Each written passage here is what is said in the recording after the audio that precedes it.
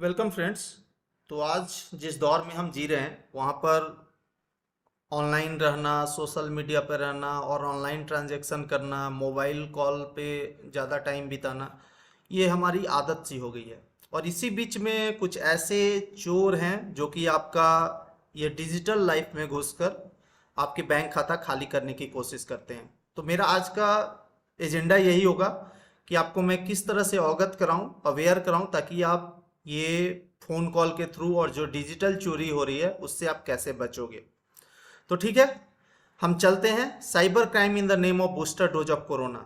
सो आज के डेट में क्या है ना कि कोरोना चल रहा है और उसके नाम पर भी चोरियां हो रही है। तो कैसे हो रही है आपको मैं समझाऊंगा, और ये समझाने के लिए मैं एक सिलसिलेवार ढंग से आपको पूरा एग्जाम्पल लेकर बताऊंगा कि ट्रांजैक्शन होता कैसे है, ट्रांजैक्शन में ओटीपी का क्या रोल है और आपका ओटीपी शेयर करने से क्या घाटा और नुकसान है।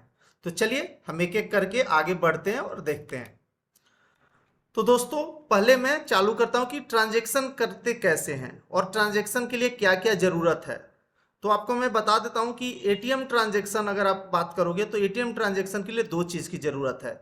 एक है आपका कि आपके पास एटीएम कार्ड होना चाहिए और दूसरा है कि एटीएम पिन होना चाहिए। आप किसी टाइम गलती से जल्दी जल्दी में हो और आपने अपना एटीएम कार्ड छोड़ दिया और आप एटीएम पहुंच जाते हो, चूंकि एटीएम पिन तो आपके मेमोरी में याद है, तो क्या आप ट्रांजैक्शन कर पाते हो? नहीं कर पाते हो। सिमिलर वे आपका भाई भतीजा या कोई और आपका सगे संबंधी दोस्त अगर आपका एटीएम कार्ड लेकर चला जाए एटीएम में और वो पिन नहीं जानता है तो भी वो ट्रांजैक्शन नहीं कर पाता है। मैं उस एक्सेप्शनल केस की बात नहीं कर रहा हूं जहां पर वो गलती से 4 डिजिट डाला और वो मैच हो गया। ठीक है, तो आपको ऐसा पिन भी नहीं रखना है कि कोई गेस कर पाए, तो यहां भी आपको थोड़ा सा सावधान रहना है। तो पॉइंट ये है कि एटीएम कार्ड और एटीएम पिन दोनों होगा तभी एटीएम से ट्रांजैक्शन होगा।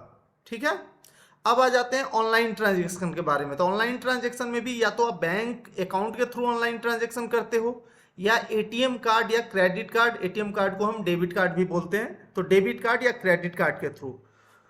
तो आपके पास बैंक डिटेल्स होना चाहिए, मतलब लॉग इन डिटेल्स या कार्ड डिटेल्स, और दूसरा है ओटीपी। कोई भी ट्रांजैक्शन फाइनल करने के लिए आपको एक ओटीपी आती है और उस ओटीपी को जब तक आप स्क्रीन में नहीं डालोगे, आपने कार्ड डिटेल्स पूरा सही सही डाला, यूजर आईडी पासवर्ड आपने सही सही डाल के लॉगिन किया है, वो ट्रांजैक्शन सक्सेसफुल नहीं होता है। तो आपको एक चीज समझ में यहां आना चाहिए कि दोनों डिटेल में से कोई एक डिटेल अगर सामने वाले के पास नहीं है तो वो सक्सेसफुल ट्रांजैक्शन नहीं कर पाएगा। और पहला वाला डिटेल जो है ना, बैंक डिटेल्स या कार्ड डिटेल्स, वो चोर के पास पहले से होता है। वो कैसे रहता है, कहाँ से उनको मिल जाता है, इस पे सोचने की बात है। बट नॉर्मली मैं आपको एक दो क्लू देता हूँ कहाँ कहाँ से उनको मिल सकता है। कभी कभी आप क्या करते हैं कि आप कोई वेबसाइट ऐसे ही गूगल से सर्च करते हो या कोई लिंक क्लिक करते हो और वहाँ पर यूजर आईडी पासवर्ड डाल देते हो, तो और या कार्ड डिटेल डालते हो, वो सेव हो जाता है और उसके थ्रू वो डिस्ट्रीब्यूट होता है। ठीक है, ये एक बिजनेस है, ये एक मार्केट है, मतलब चोरों चोरों का मार्केट है। दूसरा है, वो बहुत कम परसेंटेज है बट वो भी होता है, कुछ बैंक कर्मचारी भी इसमें मिली भगत है। क्योंकि मैंने कुछ ऐसे केस भी देखे हैं, इवन मेरा एक कार्ड पे ऐसा हुआ था कि कार्ड मेरे को आज डिलीवर हुआ है, मैं उस कार्ड को एक्टिवेट सिर्फ किया था और आज कार्ड को यूज नहीं किया था, बट उस पर एक फ्रॉड ट्रांजेक्शन की कोशिश की गई थी। तो इससे प्रूफ होता है कि बैंक वाले भी कहीं ना कहीं मिले हुए हैं, क्योंकि नया कार्ड का डिटेल कैसे फ्रॉडस्टर को मिल जाता है, मीन्स कहीं ना कहीं कुछ मिली जुली है इनकी। ठीक है, सबको मैं नहीं बोल रहा हूँ, कुछ एक आध लोग हैं जो कमीशन के बेसिस पे सब काम करते हैं।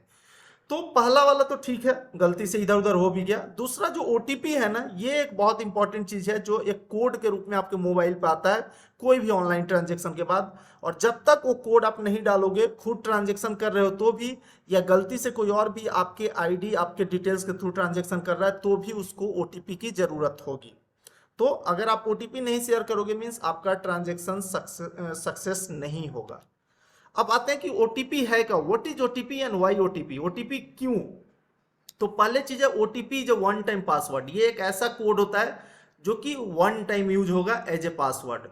This is second level of impose security. ये second level of impose security हमारा होता है जहां पर कि आप एक यूजर आईडी पासवर्ड या कार्ड डिटेल्स जो कि फर्स्ट लेवल ऑफ सिक्योरिटी होने के बाद भी एक second level of security impose कर रहे हैं कि जब तक आप ओटीपी नहीं डालोगे ट्रांजैक्शन सक्सेसफुल नहीं होगा। तीसरा चीज ये है कि it helps you secure your financial transaction. आपका जो भी फाइनेंशियल ट्रांजेक्शन आप कर रहे हो ना, पैसे की लेन देन, उसको ये सिक्योर करता है ओटीपी। तो ये चीज आपको ध्यान में रखना है। दूसरा चीज, एक बोनस टिप मैं यहां पर आपको देना चाहूंगा कि ये सेकेंड लेवल ऑफ जो इम्पोज सिक्योरिटी जो कोड और ओटीपी के थ्रू होता है, ये आज के डेट में मोस्ट ऑफ कॉमर्शियल वेबसाइट जो कि फ्लिपकार्ट हो गया, अमेजन हो गया, स्नैपडील हो गई, टाटा न्यू जो न्यूली लॉन्च्ड वेबसाइट है, ये सारे अभी फीचर देते हैं। तो आपसे रिक्वेस्ट करूंगा कि ये सेकेंड लेवल ऑफ ऑथेंटिकेशन आप ये सारे वेबसाइट पे भी एनेबल करके रखें, क्योंकि ये भी एक प्लेस है जहां पर आप अपना सारा कार्ड डिटेल्स ये सब सेव करके रखते हो, और गलती से कोई और लॉगिन कर लेता है तो उसको आपकी कार्ड डिटेल्स मिल जाएगी। तो बेहतर होगा आप second level of authentication enable करके रखेंगे, तो कोई आपका ये ई कॉमर्स वेबसाइट में लॉगिन नहीं कर पाएगा। तो दोस्तों अब चलते हैं कि आपका ओटीपी कौन जान सकता है, who has right to know your OTP. तो इसका सीधा साधा जवाब है, no one has right to know your OTP. OTP एक पासवर्ड है और ये आपका है, आपके लिए है। Even RBI chairman can not ask you for OTP. तो जब भी आपको कोई फोन कॉल आता है और आपको बोला जाए कि ये ट्रांजेक्शन करने के लिए, ये करने के लिए एक कोड की जरूरत है, कोड शेयर कीजिए, आपको सीधे से नो टू दैट कॉल और आपको कॉल डिस्कनेक्ट कर देना है। और हो सके तो आप कॉल को रिपोर्ट कर सकते हो पुलिस में, बट बहुत जल्दी इस पर कुछ होता नहीं है जब तक कुछ हो ना जाए। अब एग्जाम्पल मैं लेता हूं थोड़ा सिंपल कॉल, जहां पर आपको किस तरह की कॉल आ सकती है, किस तरह की एसएमएस आती है और आपसे किस तरह की ठगी करने की कोशिश की जाती है। तो आज के डेट में सबसे हॉट वे ऑफ जो चीटिंग चल रहा है वो है कोरोना के नाम पर, बूस्टर डोज के नाम पे। आपको एक कॉल आएगी और आपको कॉल में बहुत सारा डिटेल दिया जाएगा। आप सोचिए उन फ्रॉडस्टर, उन चोरों के पास वो सारा डिटेल होता है कि आपने कब वैक्सीन का फर्स्ट डोज लिया था, कब सेकेंड डोज लिया था, आपका आधार कार्ड नंबर क्या है, मीन्स एक अच्छा खासा डिटेल्स उनके पास होता है। तो आपको कॉल करते ही आपको इतना सारा डिटेल देंगे कि आपको एक ट्रस्ट हो जाता है। आप ऐसे सोचने लगते हो कि अरे इसके पास तो इतना सारा जानकारी है, मीन्स ये एक जेन्यून आदमी है, ये गलत हो नहीं सकता है, और आप अपना कोड या जो भी वो मांगे ना, आप शेयर करने के लिए रेडी हो जाते हो।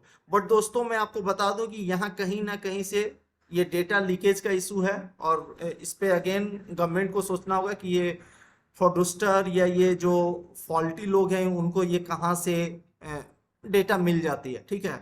तो आपको उस पर भी विश्वास करना नहीं है, क्योंकि आपको ओटीपी शेयर नहीं करना है, बस एक लाइन आपको याद रखना है। दूसरा चीज, ये आपको कॉल में क्या बोलेंगे कि सर आपकी बूस्टर डोज लगवानी है, इसके लिए एक रजिस्ट्रेशन करना है और आपको इसके लिए कोड जाएगा। ये कोड वर्ड का यूज करते हैं, ये ओटीपी नहीं बोलेंगे, ठीक है। तो आपको याद रखना है कि ऐसा कॉल आए तो आपको कॉल डिस्कनेक्ट कर देना है और इंटरटेन नहीं करना है। कभी कभी आपको एसएमएस आएगा जिसमें आपको ऐसा कुछ बोला जाएगा कि आपको इंटरेस्ट फ्री लोन। अरे ये कैसे हो सकता है, लोन भी है और इंटरेस्ट फ्री भी है, ऐसा होता है क्या? नहीं होता है, ठीक है। तो इंटरेस्ट फ्री लोन और एक लिंक दिया रहेगा कि आप क्लिक करो और क्लेम करो। आप कभी वो लिंक क्लिक मत करना, क्योंकि दिस लिंक्स ऐसे ऐसे लिंक होते हैं आज के डेट में कि आप सिर्फ एक बार लिंक क्लिक किया और आप कुछ नहीं करोगे, इंटरनली आपके मोबाइल में कोई सॉफ्टवेयर इंस्टॉल हो जाएगा जो आपके मोबाइल पर पूरी तरह से नजर रखेगा, आपके मोबाइल में क्या एसएमएस आ रहा है, क्या जा रहा है, वो सब कुछ रीड कर सकता है दूर से बैठे हुए। ये ऐसे ऐसे चोर बैठे हुए हैं हमारे देश में और विदेश में भी। दूसरा चीज, कभी आरबीआई के नाम पर कॉल आएगा कि आरबीआई का एक नया पॉलिसी है जिसे आपकी कार्ड का सिक्योरिटी बढ़ाना है, और उसके बेसिस पे आपको एक कोड भेजा जाएगा और वो कोड मांगा जाएगा। फिर याद रखिए, जैसे मैं बोला था आपको कि उस चोर के पास आपका बैंक डिटेल्स, कार्ड डिटेल्स है, उसको सिर्फ ओटीपी की जरूरत है, और उसी के लिए इतना सारा बैकग्राउंड बनाता है, कभी कोरोना के नाम पे, तो कभी फ्री लोन के नाम पे, तो कभी कार्ड सिक्योरिटी के नाम पे, और आपसे वो ओटीपी जानना चाहता है, उसका पर्पस यही है। फिर आपको कभी कभी ऐसा कॉल आएगा कि आपका कोई नियर और डियर वन का, आपका भाई, भतीजा, बेटा, बेटी के नाम पर, कि वो आपका अचानक एक्सीडेंट फेस किया है और 50,000 या 1 लाख रुपए की जरूरत है उसकी जल्दी से इलाज करने के लिए।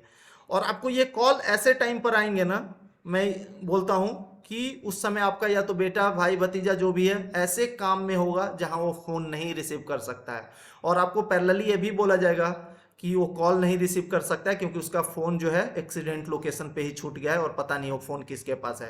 हो सकता है आपका बेटा जो एग्जाम देने के लिए गया था वो एग्जाम दे रहा होगा, तो ऑब्वियसली एग्जाम के टाइम तो आप कितना भी कॉल कर लो रिसीव नहीं करेगा। तो ये जो चोर होते हैं उनके पास इस तरह की बारीकी नॉलेज भी होती है, वो ऐसे लोग पे पूरा नजर लगते हैं, और ऐसे केस में ज्यादा आसपास के भी कुछ लोग इसमें इन्वॉल्व होते हैं कुछ केसेस में, मैं सब में नहीं बोलूंगा, ठीक है। तो आपको ऐसे केसेस में भी कॉल लेना डिफिकल्ट होगा और थोड़ा सा सोच समझ के आपको डिसीजन लेना है। ऐसा ही, और आपको कभी कभी ऐसा कॉल भी आएगा जिसमें आपको कॉल में आपके मोबाइल में जो ऑलरेडी जिस नाम से नंबर सेव्ड है ना, जैसे मेरा मुकेश कुमार नाम से कोई मोबाइल नंबर सेव कर रखा होगा, तो आपको कॉल आएगा किसी और नंबर से, बट ऐसे ऐसे टेक्नोलॉजी और चोरी के तरीके हैं ना कि आपको आपके मोबाइल पर दिखाएगा मुकेश कुमार कॉलिंग। ठीक है, मैं ट्रू कॉलर की बात नहीं कर रहा हूँ, वो जो लिंक में बोला था ना कि आप लिंक क्लिक करते हो कुछ इंस्टॉल हो जाएगा, तो उस तरह की भी चीजें हैं। तो आपको जब भी ऐसा हो और आपको शक हो कि आप सामने वाले जिससे बात कर रहे हो उसकी वॉइस मैच नहीं हो रही है, या कुछ अनइवन टाइप का बात हो रहा है, अचानक कुछ इस तरह का बात हो रहा है जो सही नहीं है, तो आप कुछ नहीं कीजिए, उस कॉल को डिस्कनेक्ट कीजिए और कॉल बैक कीजिए। आप कॉल बैक करोगे तो हमेशा उस सही आदमी को फोन लगेगा। तो ये एक तरीका है आपको इससे बचने के लिए। दोस्तों, तो ये सब तो हमने जान लिया कि कैसे कैसे चोरियां हो रही है। अब ये चोरियों से बचने के लिए भी मैंने एक चीज तो आपको बता दिया कि आप ओटीपी कभी शेयर नहीं करोगे, वो आपको याद रखना ही रखना है।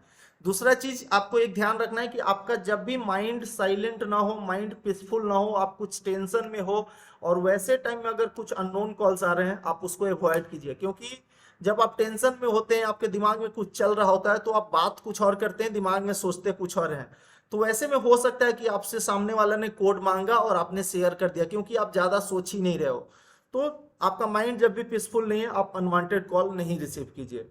दूसरा चीज है कि ओटीपी वाला मैसेज जो है ना, वो फुली आपको रीड करना है हमेशा। ओटीपी के साथ साथ नीचे किस पर्पस के लिए ओटीपी है, debit of rupees this much from your card, debit of rupees this much from your account number, ऐसे करके साफ साफ लिखा हुआ होता है, तो आप उस चीज को पढ़िए। दूसरा चीज आप याद रखना है कि ओटीपी हमेशा जरूरत होता है अकाउंट से पैसे कटवाने के लिए या कार्ड से पैसे कटवाने के लिए। पैसे जमा करने के लिए ओटीपी की जरूरत नहीं होती है। तो कभी भी कोई आपसे ओटीपी बोल रहा है और ऐसा आपको बोल रहा है कि आपको लोन चला जाएगा या आपके अकाउंट में इतना पैसा चला जाएगा, तो आपको ओटीपी शेयर नहीं करना है। क्योंकि आपको याद रखना है, ओटीपी मतलब, ओटीपी शेयर किया मतलब मेरा पैसा कटेगा। ठीक है, तो ओटीपी कभी शेयर नहीं करना है। दूसरा चीज, आप डिस्कनेक्ट कॉल करोगे और कॉल बैक करोगे जब भी आपको शक हो रहा है कि सही आदमी कॉल कर रहा है या नहीं, और आपको सही नाम अगर दिखा रहा हो तो, क्योंकि ऐसा हो रहा है आजकल। और जो कार्ड्स आप नहीं यूज करते हो, उस कार्ड को आप डिस्कनेक्ट कर दो, क्लोज कर दो। अपना मोबाइल नंबर बैंक और कार्ड के साथ सही मोबाइल नंबर अपडेटेड हमेशा रखिए। और साथ साथ कोई पुराना मोबाइल नंबर जो आप यूज नहीं कर रहे हो उसको आप क्लोज करा देंगे। और इसके लिए मैं एक वीडियो बनाया था कि आपके आईडी प्रूफ पर, आपके आधार नंबर पर, आपके वोटर आईडी, आपके पैन कार्ड पे कितने मोबाइल नंबर एक्टिव हैं इस देश में, वो जानने के लिए मैंने एक वीडियो डाला था, जिसका मैं डिस्क्रिप्शन में लिंक डाल दूंगा। आप उस वीडियो को देखिए, और अगर कोई मोबाइल नंबर जो आप यूज नहीं कर रहे हो और आपके आईडी पे चल रहा है, तो उस प्रोसेस को फॉलो करके उन सारे नंबर को आप बंद करा दीजिए। तो ये आज का मेरा एजेंडा था दोस्तों। मैं उम्मीद करता हूँ कि आपको ये वीडियो अच्छा लगा होगा और आपको ये वीडियो हेल्पफुल होगा।